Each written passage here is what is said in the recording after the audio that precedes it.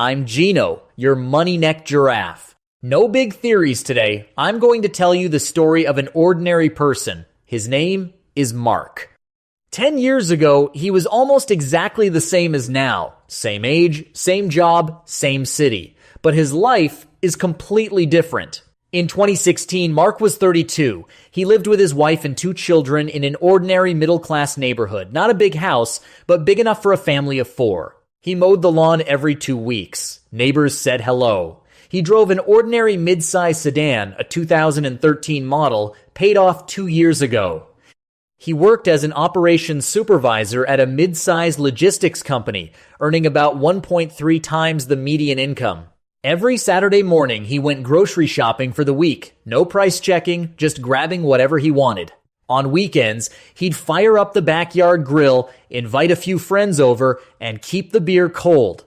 Every summer, the family would drive to the beach for a week. Nothing fancy, just a small cabin. The kids played in the sand. He and his wife sat on the porch with books. That year, Mark was rarely living paycheck to paycheck. He saved 12% of his income every month. Not a lot, but steady. He didn't pay much attention to gas prices or grocery receipts because he never had to count pennies. That year, Mark felt like he was doing okay. Not rich, but solid. This is an ordinary morning in 2026. Mark wakes up. The first thing he does, grabs his phone and checks his bank balance. He's not saving. He's just making sure he can make it through the month. He walks into the kitchen, opens the fridge, and looks at the grocery list he made last night. Then he picks up a pen, crosses out the salmon, crosses out the decent bottle of wine, crosses out the snacks the kids wanted for next week. He's been doing this for 3 years. Not because he's frugal, because he has to. In 2016, Mark's monthly expenses, rent, food, transport, insurance, education, daily necessities, took about 75% of his income. Of the remaining 25%, he saved some and spent the rest on travel and entertainment. In 2026, Mark's income is higher, about 18% more after taxes than in 2016. But after rent, food, transport, insurance, and education all went up the same, family now spends 90% of their income. No savings, no travel. Mark's not lazy. He's not bad with money. He just can't make the numbers work anymore. 10 years ago, he spent 75% and still had 25% left. 10 years later, he's not spending more, but there's nothing left. Where did that margin go? Eaten by rent? Eaten by food? Eaten by education? Mark doesn't know. All he knows is 10 years ago, he felt like he was doing okay. 10 years later, he's counting days every month. But what hurts Mark the most isn't that he can't afford things anymore, it's that he has to make a choice on every single purchase. He used to grab his favorite brand without thinking. Now he stands in the aisle for 2 minutes, comparing prices, and puts the store brand in his cart. Salmon swapped for the cheapest white fish. Wine swapped for discount beer. The snacks the kids wanted next week were over budget this week. His wife doesn't say anything, but he knows she notices. This summer, Mark and his wife opened the travel brochure, something they did every summer. But this year, his wife spoke first. Let's skip it this year. Not because they didn't want to go, because the numbers didn't add up. Mark knew this wasn't just a 1-year skip, it might be forever. And car insurance. Mark's old insurer sent him a renewal notice 12% higher. He spent 3 evenings comparing 7 insurance companies. He switched, saved 8%. 3 evenings for 8%. He told himself, worth it. But 10 years ago, he wouldn't have wasted the time. Mark's not alone. His colleague Lisa moved to the suburbs 5 years ago, not because she wanted a bigger house, because downtown rent went up 60% and she couldn't afford it anymore. She commutes 3 hours a day. She calls it making it work. His friend Dave worked in manufacturing for 15 years. Last year, his factory moved to a lower cost region. He lost his job. Now he drives for Uber and delivers food. He calls it being his own boss, but Gino knows he's making 30% less than before. His elderly neighbors, a couple in their 60s, plan to retire and move to Florida. Now they say 2 more years. Social Security doesn't cover it anymore. This decade wasn't destroyed by one disaster. It was one price hike after another, one bill after another, 1 year after another of how is it more expensive again. 11 p.m. Mark sits alone in the living room. The kids are asleep. His wife is asleep. He's not doing anything in particular. He's just sitting there. One thought keeps circling. When did it start becoming like this? Not yesterday, not last month. It happened slowly, over 10 years. So slowly, he didn't notice. So slowly that by the time he did, it was already too late.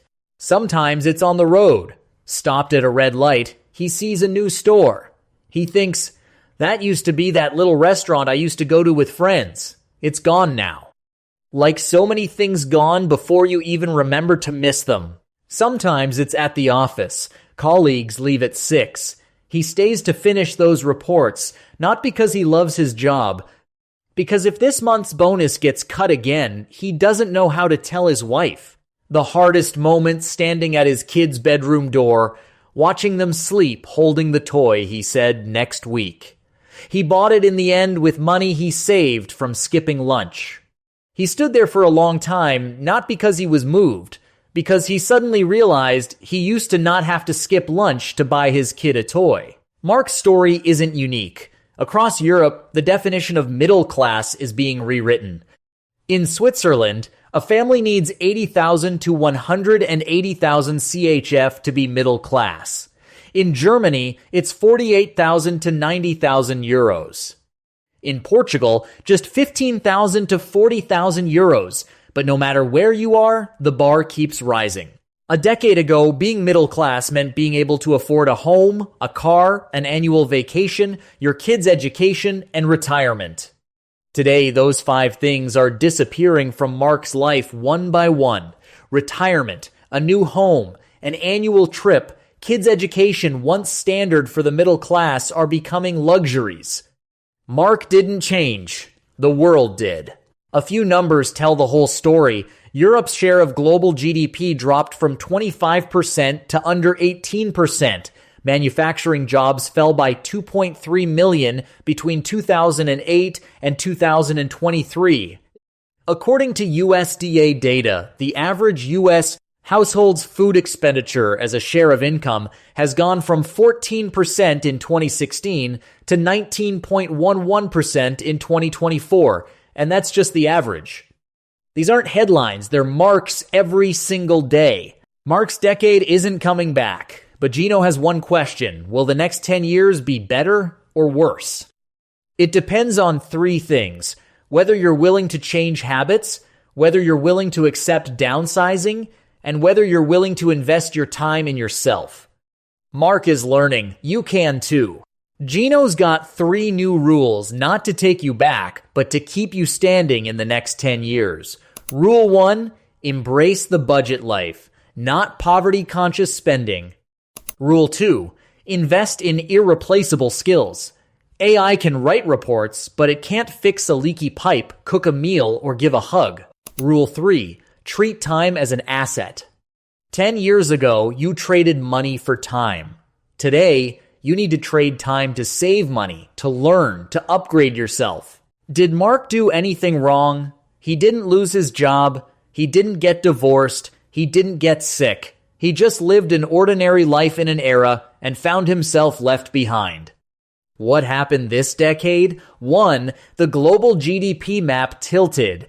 The EU's share of global GDP dropped from 25.9% in 2004 to 17.6% in 2024. Not because Europe got poorer, but because other places ran faster. 2, manufacturing and jobs have been disappearing. Manufacturing's share of the EU economy fell from 15.3% in 2016 to 14.3% in 2024. Manufacturing jobs dropped by 2.3 million between 2008 and 2023. 3. The cost of basic living kept rising. Food, rent, transport all went up. Wages stayed still. Over the past decade, European government spending grew 26%, but private investment grew just 0.5%. Government spent more subsidies, welfare, public projects. But businesses waited. They didn't put real money in. The machine governments pushed the pedal, but businesses turned off the engine.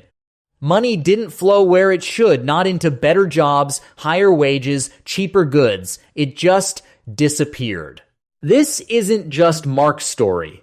The global middle class is stepping backward. Food costs more. Electricity costs more. Even communication is getting more expensive. Global middle-class disposable income growth has lagged far behind the growth in basic living costs over the past decade. In other words, you're earning more, but keeping less. Mark didn't do anything wrong. He just lived in a changed world using a 10-year-old playbook. One day, Mark found an old photo from 2016 taken in front of his house. His wife holding their youngest, his older son standing beside him, the whole family smiling at the camera. Good sunlight. He stared at it for a long time. Then he put the phone down. He didn't say anything. Gino could see what he was thinking. The good old days aren't coming back. Not because he got older. Not because he stopped trying. Because the world changed so much that the way he used to do things no longer works. 10 years ago, he played by the rules. 10 years later, he found the rules had left him behind. 3 rules. Anchor to budget, invest in irreplaceable skills, treat time as an asset, not complicated but life-saving. Mark isn't you, Mark isn't me, but Mark's decade might be the decade you're living through right now. This decade isn't coming back, but the next one is still in your hands. I'm Gino, your money neck giraffe. Next time, why do you feel more exhausted even though you're earning more? Gino's got the answer. See you from above.